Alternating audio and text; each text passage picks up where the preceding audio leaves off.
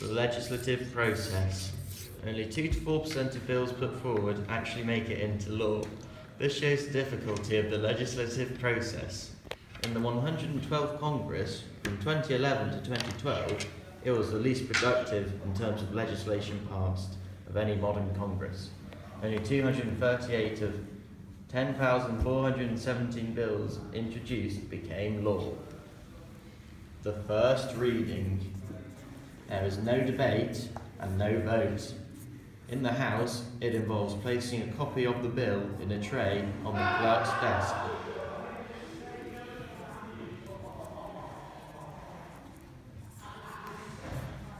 In the Senate, it involves reading out the title of the bill on the Senate floor.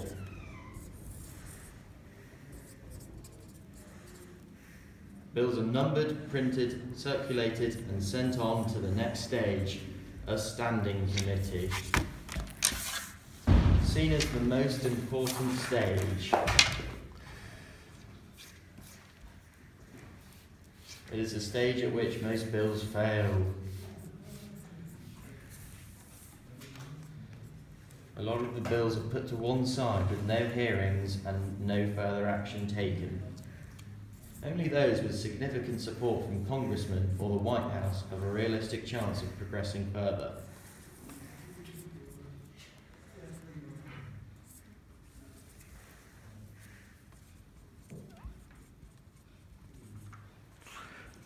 The committee members are regarded as the policy specialists in their policy, and they have the full power of amendment.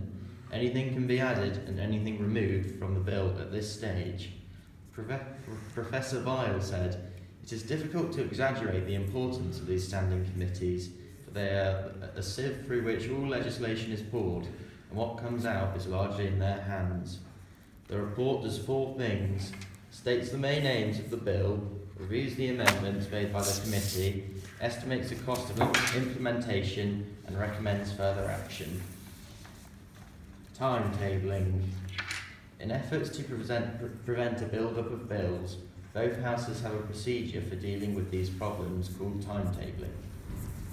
The Senate has unanimous consent agreements between the Senate majority and minority leaders on the order in which bills should be debated. The House of Representatives has the House Rules Committee, which prioritises bills and decides which are seen. If the committee does not select a bill that is otherwise regarded as popular, then the House may resort to the discharge process. A discharge petition must be signed for this to occur. An absolute majority is required. This process was used successfully in 2001 to 2002 on the Bipartisan Campaign Reform Act. The second reading. This is the first opportunity for the full chambers to debate the bill. In the Senate, opportunity of a filibuster. For example, in 2010, Senator Bernie Sanders filibustered a tax deal backed by President Obama when he spoke for over 8.5 hours. Group filibuster can also occur where senators get together in an effort to block a bill. For example, in 2007, a group of Republican senators filibustered the 2008 Defense Appropriations Bill.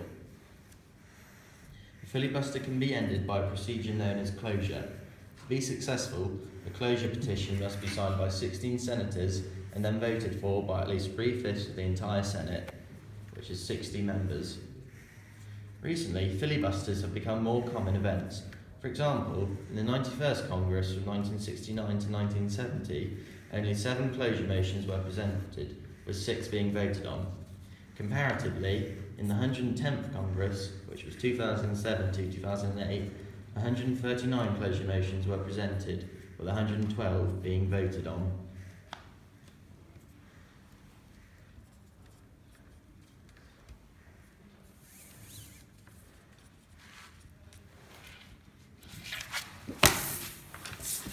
The third reading. This is the final opportunity to debate the bill. This is more important if there were many amendments at the second reading and the final vote was close. In such a circumstance, it would require another substantial debate. At the end of the third reading, a further vote is taken.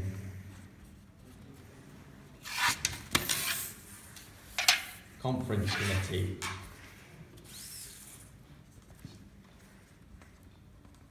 These used to be influential as recently as the 103rd Congress from 1993 to 94. Around a third of the bills that needed reconsidering were reconciled in conference committees. However, nowadays, the majority party leadership now resolves any differences.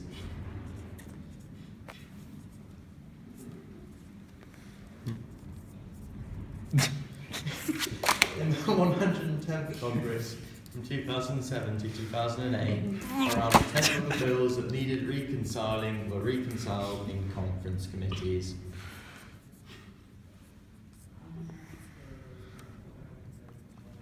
Once a third version of the bill has been agreed by both houses, with or without the offices of a conference committee, the bill is ready to be sent to the President. Presidential action.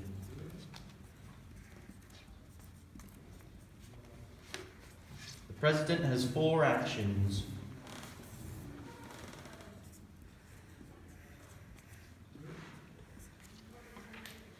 Option 1. President can sign the bill into law. Option 2. President can choose to leave the bill on his desk. This occurs when the President has no particular position or knows his veto will be overridden.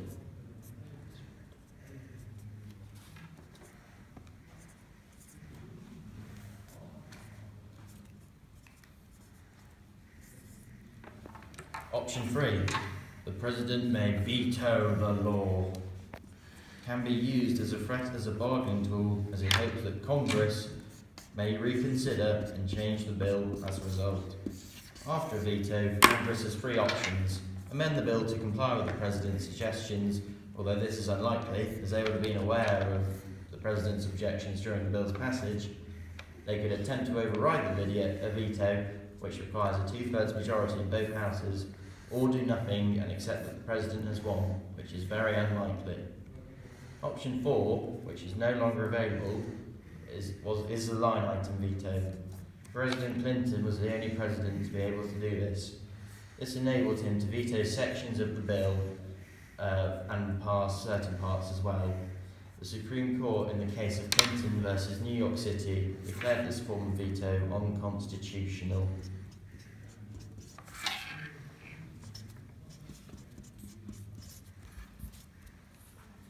The end.